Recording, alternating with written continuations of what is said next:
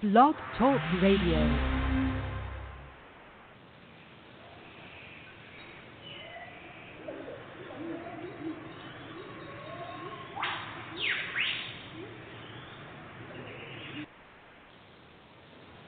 Hello, everyone. I'd like to welcome all of you back to Ohio Exopolitics. I'm your host, Mark Snyder. We're going to be talking about the might of thoughts and the whole concept of cheerfulness, which at times is elusive, a difficult thing to hold on to at times. You know, I was thinking last night about if you really boil this Meyer material down. I mean, it's fascinating. It has so many different aspects to it. There's so many books that Billy has written.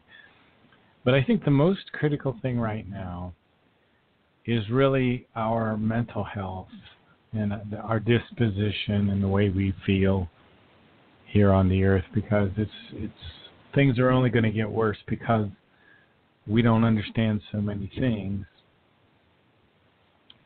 But even the simplest human being, the slightest and the weakest, can reach the highest heights and achieve prosperity if we develop a greater and better self-control, a composure, a cheerfulness, and we allow the creative nature to come to the fore.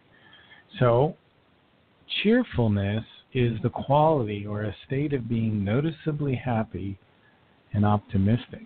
And cheerfulness is likely to dispel gloom and worry. I don't know why we tend to gravitate to gloom sometimes. It just seems to be something that we do, even if things are going well, even if, sometimes you can't even wrap your hand around why do I feel gloomy? You ever ask yourself that? Why am I gloomy? There's no reason for me to be gloomy, yet I'm gloomy.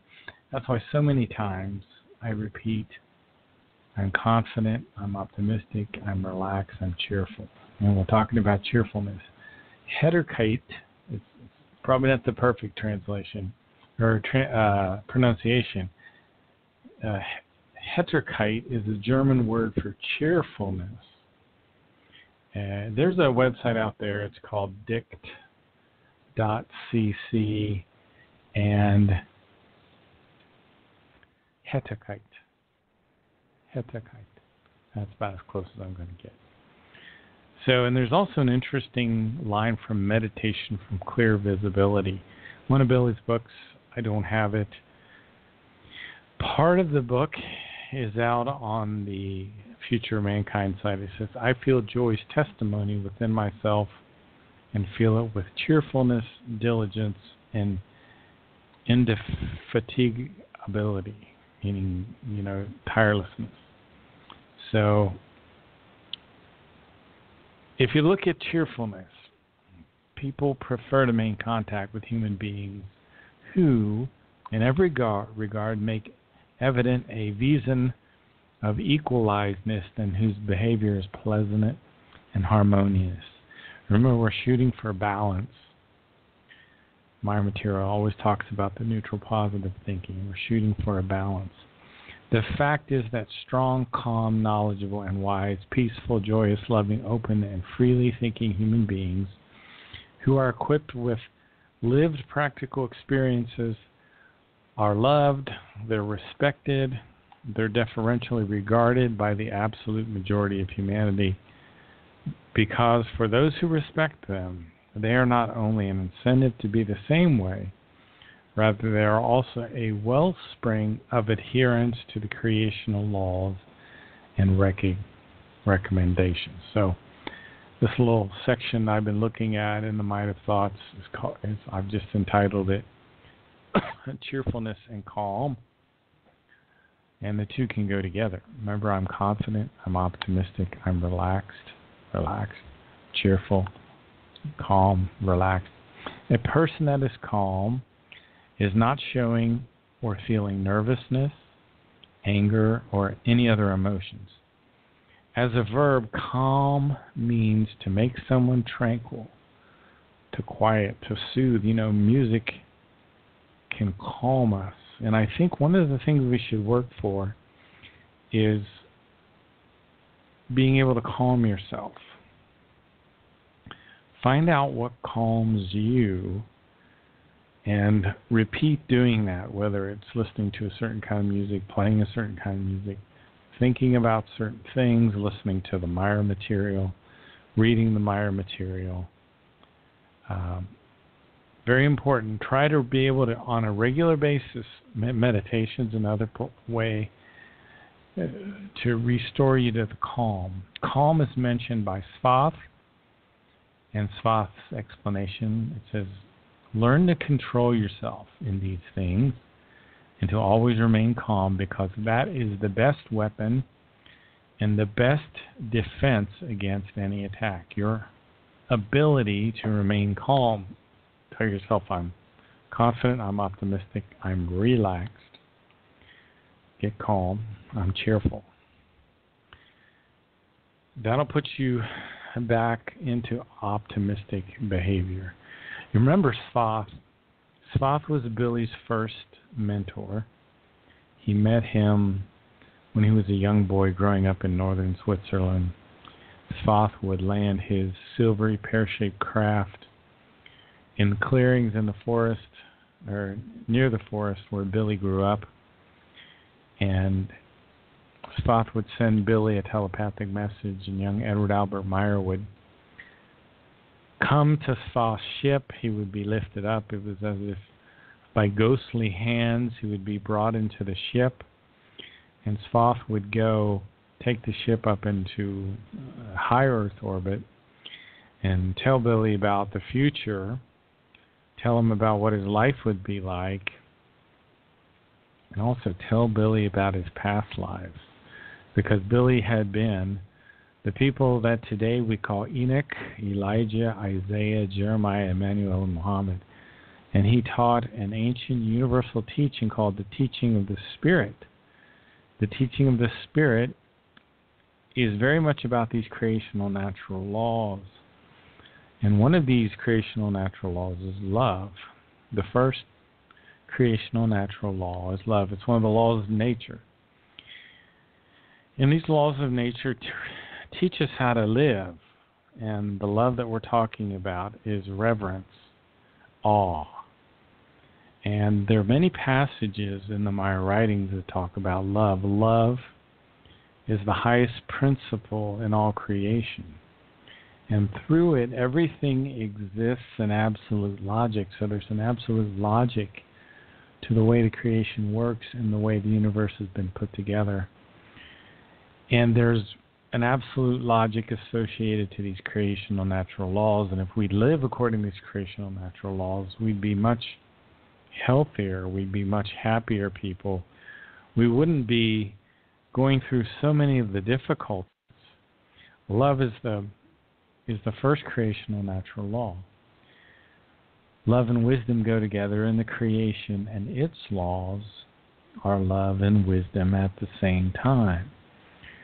The incredible splendor of nature is the visible expression of the love of creation. So creation, if it talks to us through love. It radiates love. The beauty of nature is the expression of the creation's love. Love is the purpose for our existence. You know, we exist to evolve our consciousness. That means we get smarter with every reincarnation, with every lifetime. We if we're striving properly, we will continue to get smarter as we get older. We'll get more wise. Well, nature functions to not only have wisdom, but love. You see, they're two sides of the same coin. The wiser you get, the more love you'll have. You'll radiate love the way that creation radiates love. And if you're sensitive, you'll be able to pick up on the radiating love of creation. It's called Empfinden in the German. It's this fine, sensitive feeling. Every tiny plant and every tiny animal fulfills its purpose in love. Do you have any cats or dogs or puppies or kittens? they're just pure love. That's all they are. They express pure love continually. And that's the way of nature. That's the way things are supposed to be. Now, do not get confused by this, because religion says, "Oh God, the Heavenly Father loves me." Well, creation is not a Heavenly Father. It radiates love. It radiates love. It does radiate love. The beauty of nature is the incredible beauty of nature is the verbal expression of the love of creation. Is the physical expression, the visual expression of the love of creation. But creation is neutral. It's not going to be a Heavenly Father that goes out and saves you. You will get impulses from your innermost creational nature. You'll get impulses that come from your spirit form, from your Geist form, that will serve to guide you and protect you. But creation will not rescue you. You know, it's been going for 46 trillion years now, and it knows, for example, that you or I our spirit forms are about 4.5 million years old or something to that effect. And we've died so many times, it's ridiculous. I mean, it's going to happen again. So if you choose to go up and walk off a building, it's not going to rescue you. If you make a bad decision and go out on a ship and a hurricane comes up and that ship sinks, you're going to die from the laws of cause and effect. It doesn't mean creation doesn't radiate love. It does radiate love. But there are other creational natural laws besides love. And one of these is the law of cause and effect. And it requires us to be responsible. If you drink gasoline or Clorox, if you drink battery acid, you're going to have a very bad experience. The laws of cause and effect. It's the way nature works. Now, religion is a very, very unfortunate thing, because it makes people slaves, and they even admit their slavery, to kind of a wrong view of life. And it has a way of causing a deep, very deep, embedded anxiety. And that's one of the things that I will predict, if you put yourself wholeheartedly in learning the Maya material, is that deep anxiety goes away. It goes away slowly, slowly, slowly. More and more it goes away. And what comes is a confidence, because you start to understand these laws of cause and effect. You start to actually get to the point where you can start to control your thoughts. Controlling the thoughts is the most important aspect of life. And one of the aspects of controlling our thoughts is optimistic behavior. And with optimistic behavior, the human being is able to see and acknowledge the clear truth, even in a bad situation. Thus, an optimist is not a clown and not a comical figure. Rather, an optimist is a human being under the greatest pressure, remains consciously hopeful and happy, and who, in the defiance of all this pressure, remains consciously hopeful and happy, and who, in the defiance of all blows, breakdowns and deplorable states of affairs and so forth, always retains the upper hand and the sense and the conviction of that which is good and that which is the best. So optimism is something we have to learn. And optimism is very powerful. It's part of learning to control your thoughts. Optimism is a part of neutral, positive thinking. So the negative and the positive, we have these negative and positive. These are two powers which always work together and never allow themselves to be separated, because one is dependent on the other. So the universe, the creation, is a neutral, positive, what's called Wesen. It has no personality. It radiates love because of its own nature. Just like a star radiates light and heat, the creation radiates love. It is both negative and positive, and we can never separate the two factors. If we have the audacity to separate the negative and the positive, our life goes out of control. See, what we're doing when we react against negative circumstances, we want to get rid of the negative circumstance. We're trying to get rid of the negative. Get rid of the negative. This negative is bothering me. I want to get rid of it. And the more you do that, the more out of balance you get. Accept the negative. Accept it. Because the negative and the positive form a balance. So if we start to think they're only negative in a given set of circumstances, then we tend to get badly out of control. So there's actually positive in some of these negative circumstances that you have in your life. Same is probably true when we think there's only positive in a set of circumstances. Newlyweds do this. Oh, I love this person. There's nothing but positive here. And they find out quickly that this person also has negative in them. That's a part of nature.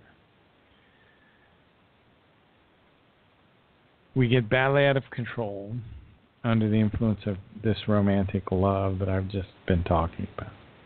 So, if a human being does not use both powers and only turns towards one of the two factors, then you fall badly out of control of the good human nature. If you say, if I could just get rid of this one person in my life, or if I could just straighten this one person out, everything would be fine. No, that negative is there for a positive. Because there is a positive. You see, that negative is there because there is a positive there as well. There's a balance.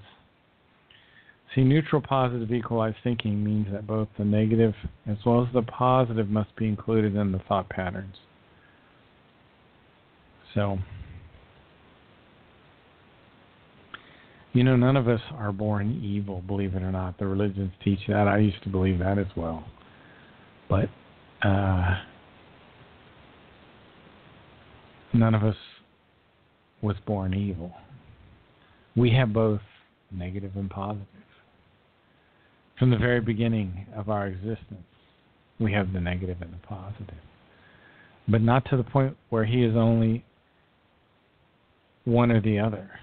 See, we always have the balance of the negative and positive. Both negative and positive factors, when combined with and applied to the appropriate form, result in one grand total, which turns the human life form into an extremely hardy living entity. So once you get to where you're accepting the negative and the positive and you're staying in balance, then you can become very hardy. You're a born fighter then. And you don't go into excessiveness. See, the path of evolution is very long and it's burdensome at times. And it's marked by many kinds of influences. There are influences that exert power over us. So we have to learn to, in the course of evolution, to keep moving forward. So,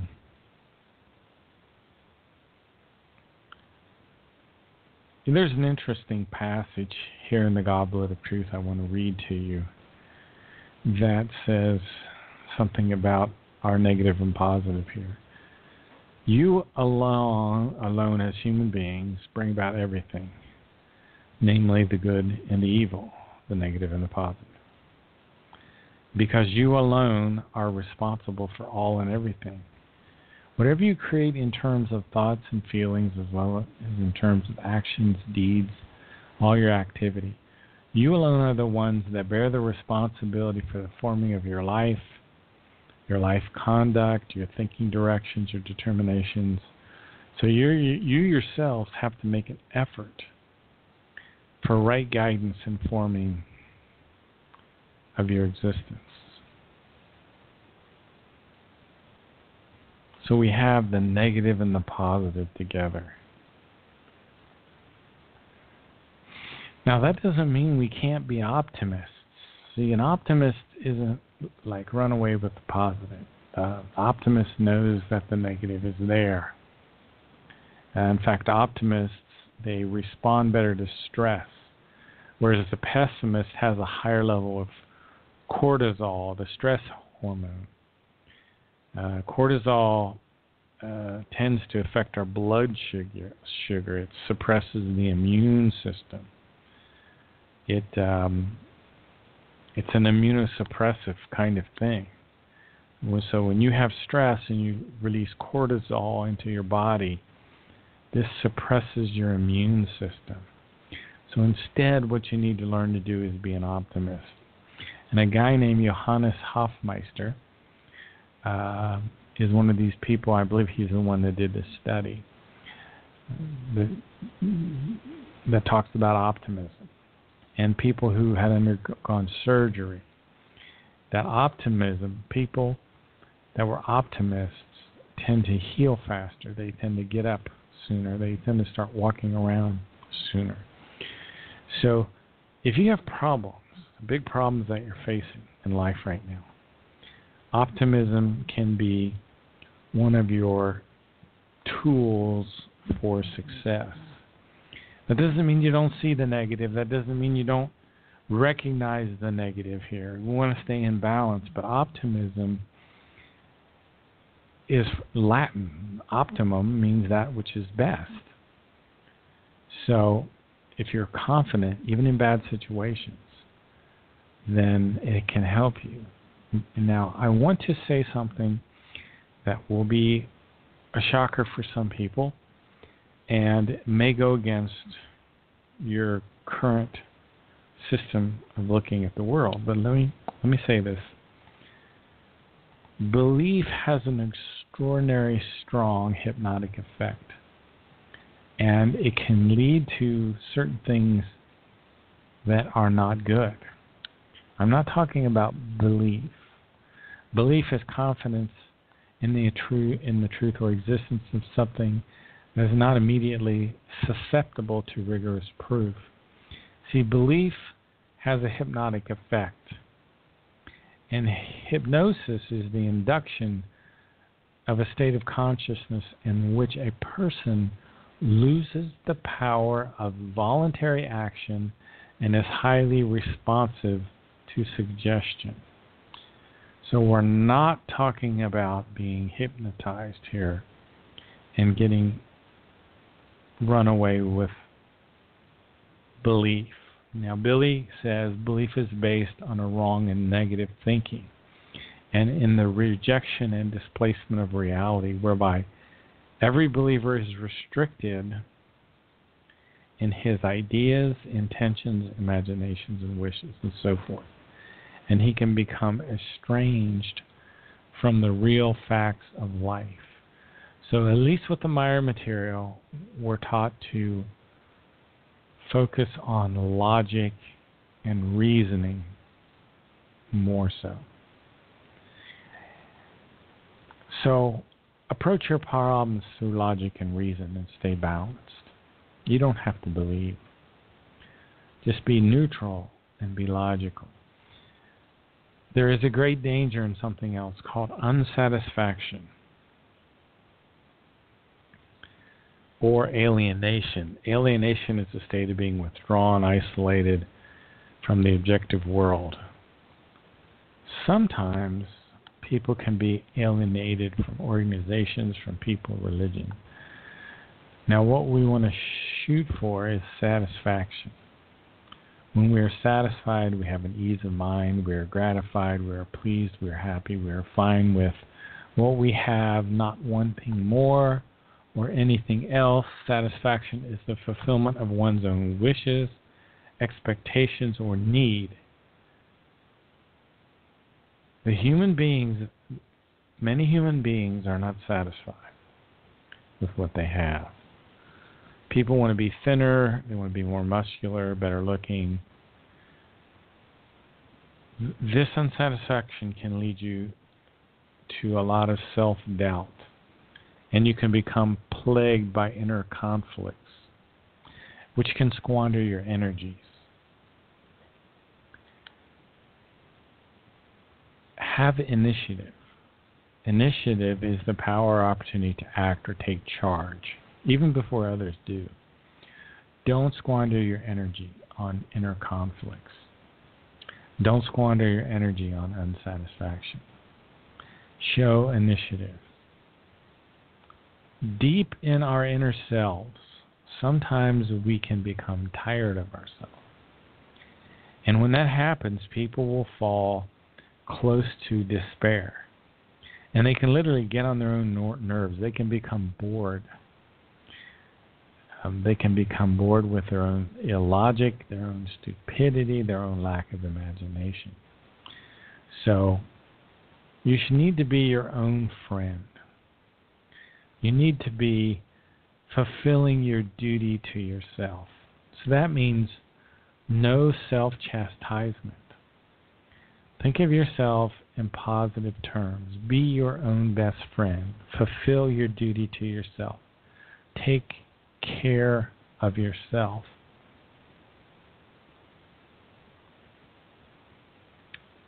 And beware of unsatisfaction. Unsatisfaction can become devastating and destructive. Devastating means something that is highly destructive or damaging. So do not allow unsatisfaction to be part of your life. Learn to be satisfied and learn to think in such a way that you're your own best friend. Billy has another book. It's called The Way to Live. I've been talking about the book, The Might of Thoughts. And the way to live is said Die Art zu Leben in the German language. It was written between November 8th, 1995 and January 8th, 1997 by Billy Meyer. It was translated by Vivian Legge and Dyson Devine. It is a bilingual book. All of Billy's books are bilingual with one side English, one side German. Billy's German spiritual teaching texts have an evolutive code in them.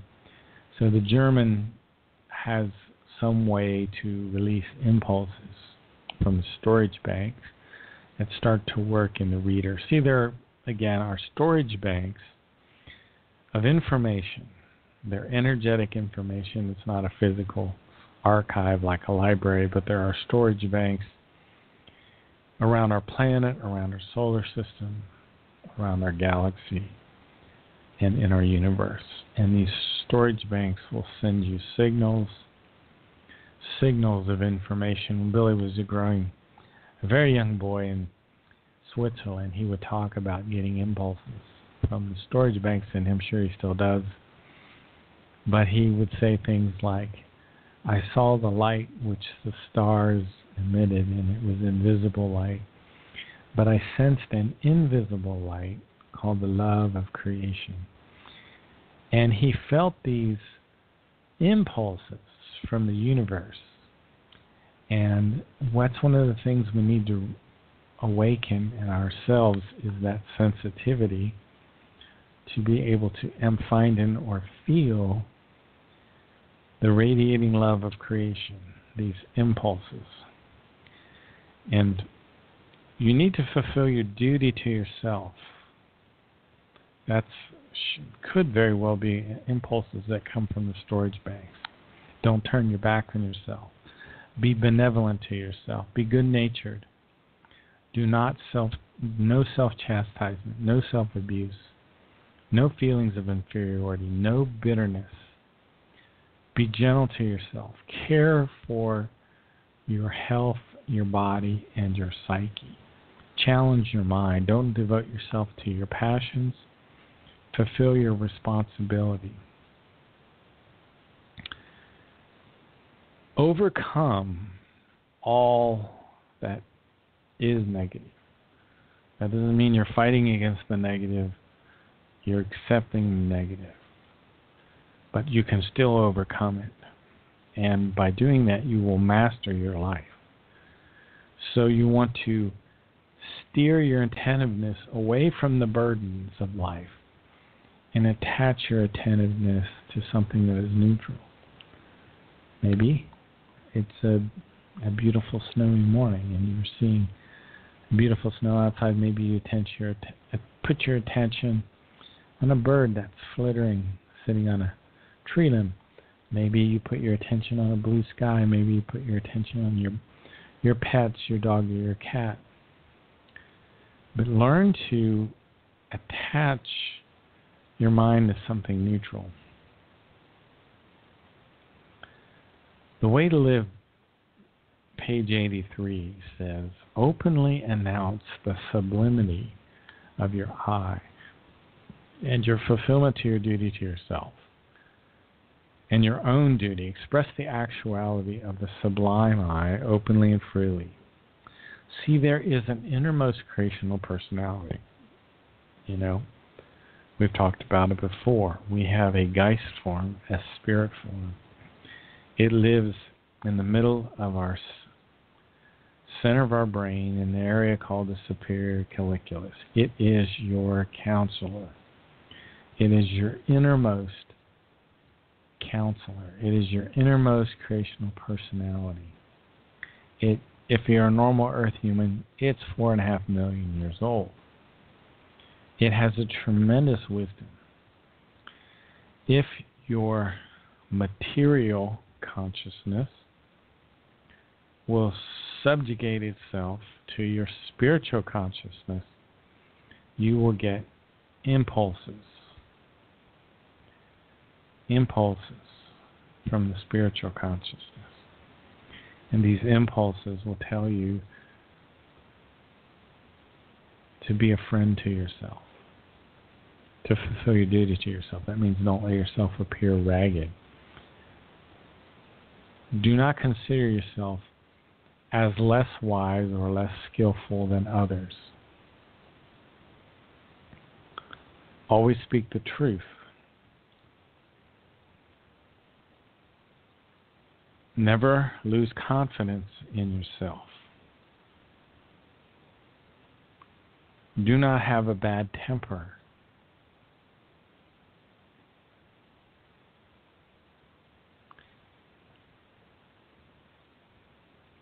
Page 122 of the Way to Live book. Here's a book you might want to grab. Order it at stilltheyfly.com or order at one of the figures. I ordered it from Michael Horn. Page 122. An unstoppable striving for constantly new life and for that which is higher and more absolutely fully developed. Then they would also recognize the truth of the striving. That's another creational natural law. We've talked about the law of love, which is one of the creational natural laws. The law of harmony, which is thinking in a neutral, positive way. Well, the other creational natural law is the law of striving.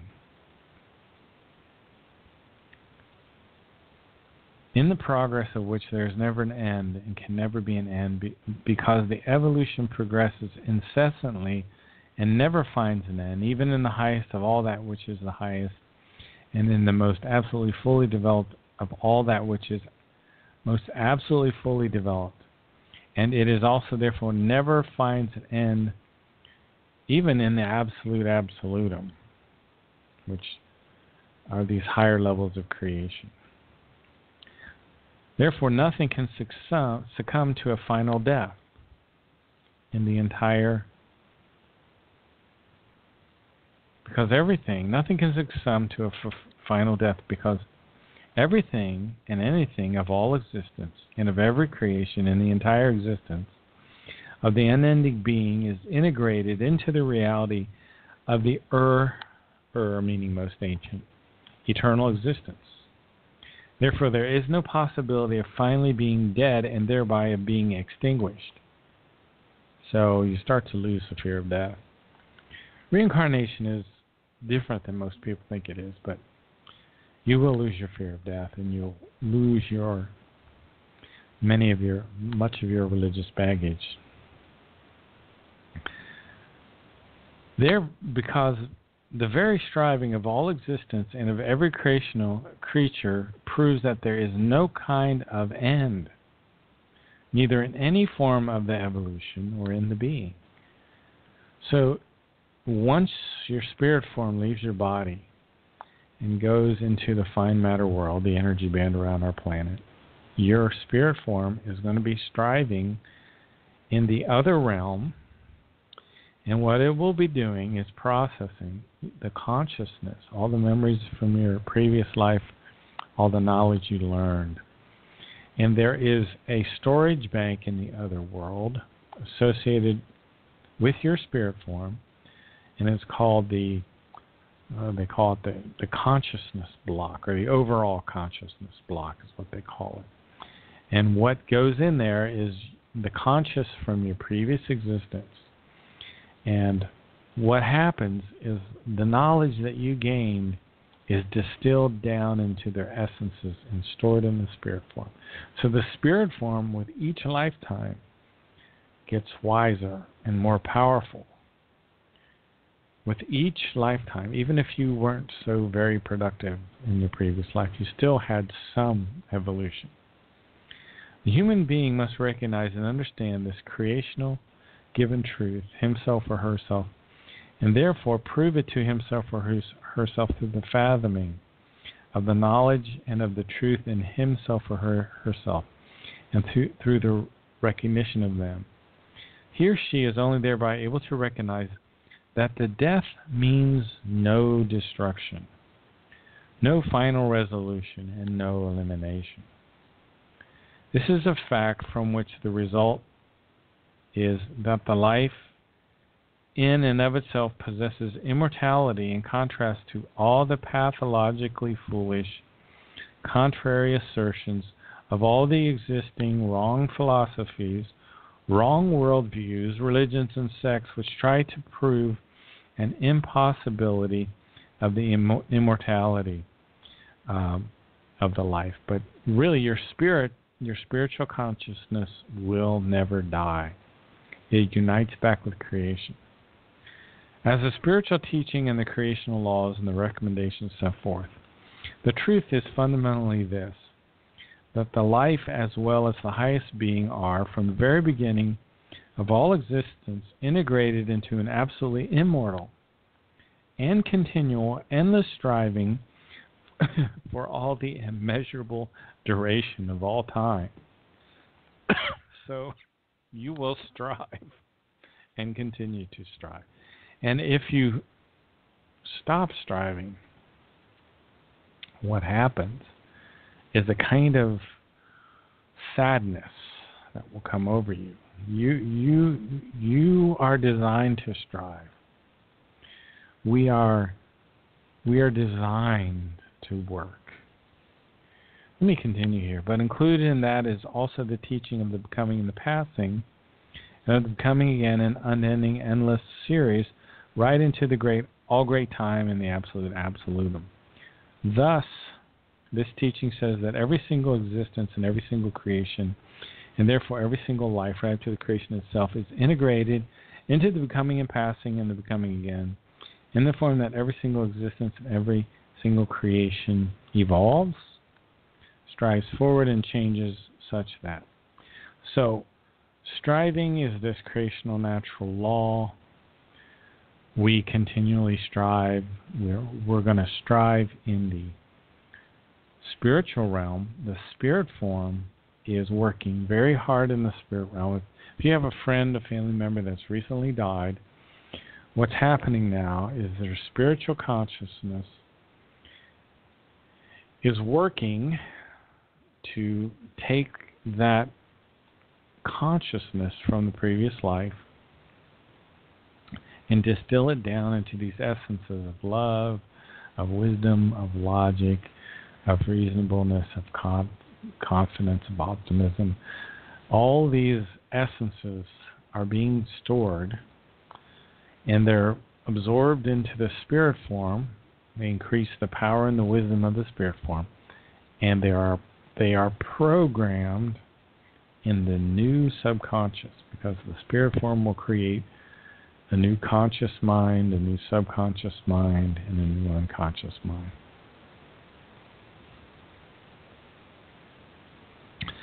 So if you do not continue to strive, if you do not follow these creational natural laws, you'll begin to wither away and suffer harm.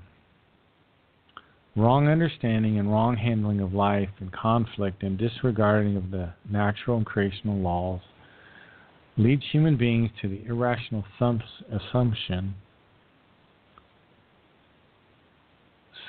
which come from the religions. Now, we typically do not remember our previous lives because at our current level of evolution, we're better to not remember the previous lives because of the complications involved with that. Because there's very many difficulties associated with each life. And to try to think about all of the difficulties associated with all of those previous lives, it could be damaging. It could become very, very overwhelming. So at a current level of evolution, now there are 7 stages of evolution. We start at primitive life, go to rational life, go to intelligent life. We go to what's called real life, life and creational wisdom, this half physical, half spiritual life, and then into a purely spiritual stage. That's the 7th stage. And then we evolve through these 7 stages within the 7th stage. And the last stage of the spiritual existence is called the Patali. And then finally after that, we merge back with creation. By that time, we've been around for billions of years. Billy's spirit form is 9.6 billion years old. So he's been through all these evolutionary levels. His third contact, his first contact was Thoth, his second contact was Askit. His third contact was a woman named Semyase. And when she first met with Billy, she was 344 years old. She was a young, slender, pretty woman with sparkling blue eyes and light blonde hair.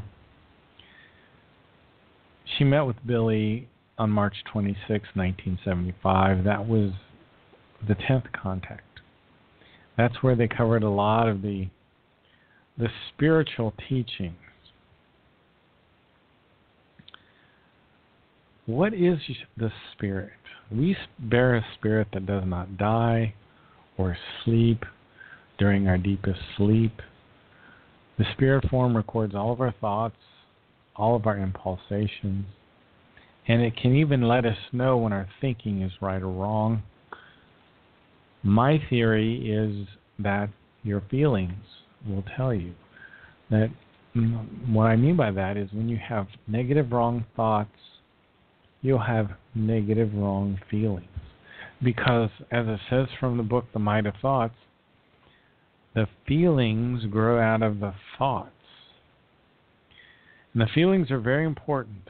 These aren't emotions. Emotions kind of rage upward. They're out of control. You're real angry or you're scared to death. But the feelings are an extension, in some ways, of the thoughts, and you shouldn't suppress them. So if you pay attention to your feelings, you can recognize when you're having the positive feelings, which produce good habits, or the negative feelings, which make you feel really bad, and they tend to make you be very unmotivated. Our spirit is said to be the bearer of the creative realm.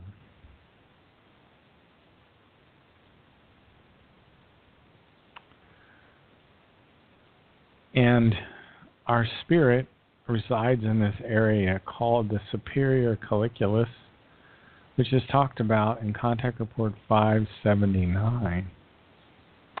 And Billy and Patel have this interesting back and forth. And it deals a little bit with the spirit form, and some of the other things. Let me read here what Billy has to say, and I believe, again, this is Contact Report 579. Billy says, I have basically no problem with that. However, it is now already the second time today that you left something to me to explain. Now, so be it, but it is somewhat difficult to formulate the correct words such that the whole thing is unquestionably understandable. Consequently, I must explain everything in detail. And additionally, I must say that such a question months ago, also in another way, was brought to me, although, however, I find no opportunity till now to answer it extensively. This I want, however, to do and hope that for Akarina and also the other person, my answer will be satisfactory. So there's another individual involved in this conversation at some level.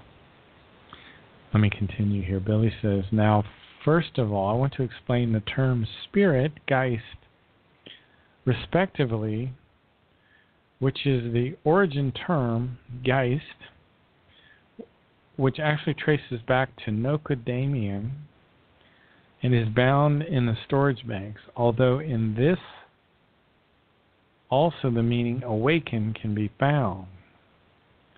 If here, for example, of creative spirit energy is to be spoken, then this means creative revival energy. From this is to understand that the creation, or rather the creation energy, is a factor of awakening, respectively of creating.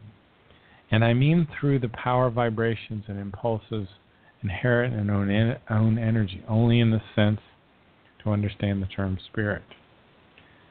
And given in the storage banks explains that the term is recorded from time immemorial, staying constant up into the ancient German language, out of which indeed finally the German language originated.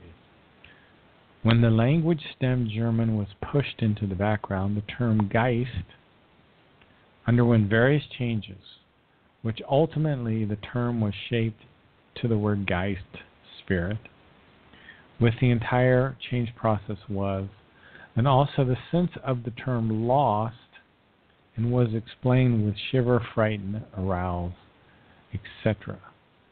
Then ultimately in the new time to become mixed with the religious and sectarian idea of the God Spirit, which also had found admittance in Greek with pneuma equals spirit, and in Latin with spiritus equals spirit, etc. The spirit was, for example, also associated with the soul, with a beyond expectation, and includes up to the present time also spiritual acceptance regarding a not being bound to the physical body. However, also with an influence pure and absolute, transpersonal or even transcendental intelligence, which was created by God or similar in nature to Him. If not just identical to Him, the Christian world of ideas, this comparison is even a Holy Ghost, to be understood as a person in a symbolic way, as doves, or as eyes representing the spirit gods. This gets wild. The term spirit in general has also found other admittance in the language use of humans of earth, whereby very strange effects were caused by it. So, for example, since time immemorial and up into the present time, the consciousness of humans is understood as spirit. Consequently, this is spoken to by him. If he uses the term spirit, like for example in prayer, this actually can be accepted and allowed because indeed in this case always in one's own consciousness must be spoken in order to animate it to valuable activity. However, it is incorrect if then the term spirit is connected with a deity and with a God delusion faith. Because namely, in this case, is foolishly attempted to enter into associated with some imaginary non-existence. Further, the human of Earth also uses the term spirit in an incorrect way for his power of thought and for his mind, as well as also in ways like his spirit has become confused, his spirit is disturbed, he is spiritually sick. By the way, the spirit can never become sick or disturbed. May continue a great spirit. He is no great spirit, a human with awakening, active or slow spirit. He has spirit, a spiritual book, etc. Further, the spirit is also described the entirety of thoughts and ideas, as well as also that in the spirit an event is experienced once again or is seen by the spirit beforehand. This is very complicated. Let's continue. Also, an attitude or belief is connected with the spirit and the expressions of life, and the spirit or of time is incorrectly used also. So the spirit purely has nothing to do with these things and factors. The Billy's explaining what the spirit is not. Because instead, in every case, only and alone is the consciousness responsible. Further, totally incorrect forms turn up in the sayings regarding spirits from fermented fruits and berries, like earth berry spirits. I've never heard this before. Also regarding humans in view of certain qualities and abilities, on the effect which they exert in the term incorrectly used. She is in the good spirit of the house. You are a restful spirit, a ministering spirit. Boy, Billy goes on and on and on. And finally, he starts to talk. I'm going to skip over the rest of this. Probably glad to hear that. I'm going to skip over to the part of the brain we were talking about, the superior colliculus. The brain is therefore not the spirit, but this is simply part of the body. And within this, there is nothing which can be identified as spirit except the spirit itself, which is established as the tiniest piece of creation spirit in the roof of the midbrain, equals paired node equals superior colliculus. So the entire body and the brain of humans, as well as the spirit, are two fundamentally different natures. So we have these two consciousness. We have the material consciousness and the spiritual consciousness. The material consciousness dies. It's who you are in the current lifetime. It's your current personality. Your spiritual consciousness doesn't die. The spiritual consciousness needs the material consciousness to understand, to evolve. That's why we have all these reincarnations. It's for the spiritual consciousness. And if the consciousness is considered, this is a function of the brain, so this can, through the thoughts, for example, be extremely devoted and active and spring from one object to another while the body remains completely relaxed and motionless. The spirit itself, then, is no ways affected because it is not identical with the consciousness. But it is the creative energy factor which enlivens the consciousness, whereby it, the body, and all the functions are powered as well. So your spirit form powers the functions of your body as well. This expresses clearly and unambiguously that the consciousness, the body, and the brain absolutely are not of the same nature as the spirit. So we have two natures. We have the spiritual consciousness, the material consciousness. We have the spiritual nature of our being and the material nature. It goes on to say, in the Nocadamian storage banks, this is probably one of Billy's earliest incarnations as a teacher. It's called Nocadamian. It's a long story if you haven't heard it before. We won't go off into it now. In the Nocadamian storage banks, I have learned a word regarding the difference between the spirit and the human, which vividly presents that the spirit of the human is a tiny part of creation energy in the human. So this can, with the human, for example, in a way be compared to as the human body is similar to a guest house in which the spirit stays as a guest, where it also feeds itself and makes payment for this. If the guest house, however, is demolished or somehow destroyed, then the spirit, which indeed is the guest, leaves the place of destruction. If your body gets blown up, it doesn't bother the spirit. For humans is to be realized that this means that the spirit in him as a guest lives and learns, receives food and lodging. And at the same time, it enlivens, pays for the food and the lodging, the entire body. And when the human dies, then the spirit escapes immediately from the body and goes over into its beyond area in order then with the next new personality of the next life again in it to become bound and to be a new guest in a new human body. Very interesting. The geist form is like a guest in the body. It pays for being a guest by enlivening the body, but then it also receives food and lodging. The spirit is therefore not the brain, as it is also not some other part of the human body. It must be understood as a formless continuum in the roof of the midbrain, paired nodes, period, colliculus of the human. And because the spirit is of a formless, non-material nature, it can also not feel or grieve, be sick, or be hindered or harmed by any material object or through the intelligence of the human. It is therefore very important to understand that there are no unpeaceful or peaceful spirit conditions, because such conditions are reserved alone for the human consciousness.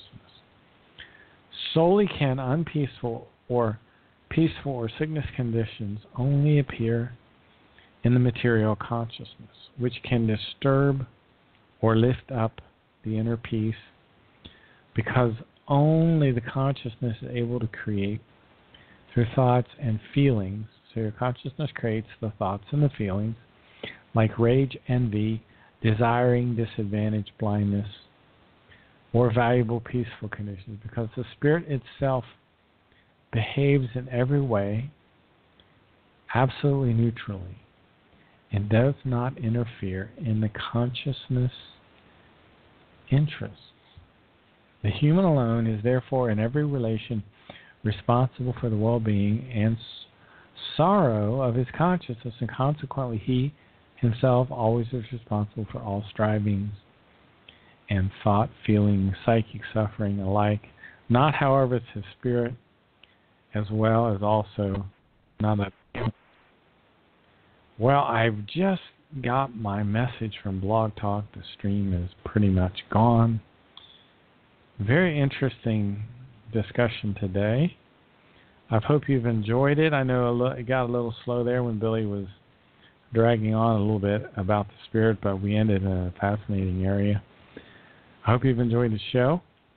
We've been talking about the Billy Meyer case in the spiritual teachings. We'll continue tomorrow. Have a great day. Good night.